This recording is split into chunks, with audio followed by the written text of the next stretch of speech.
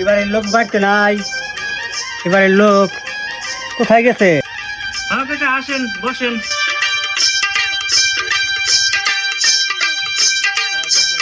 হ্যাঁ কাকা কি মনে করে আসলেন, কই থেকে আসলেন, বাসা কই আপনার? আইসি এলো ঢাকার থেকে, আমার বাড়ি হইলো রাজশাহী। তো ঢাকা গেছিলাম, শুনলাম হলো এক গপ্পিদার আছে, এই গপ্পিদারের গপ্প করার জন্যে তার সাথে একদিনে ঢাকা গেছিলাম। যাওয়ার পরে তারে বাড়ি পাইনি। পরে শেষে লোকের কাছে শুনলাম যে মানিকগঞ্জ এক গপ্পিদার আছে, এই জন্যে এলো তোমাকে বাড়িতে আসা। তোমার আব্বাই বলে খুব গপ্প জানে, এই জন্যে আসছি আমি।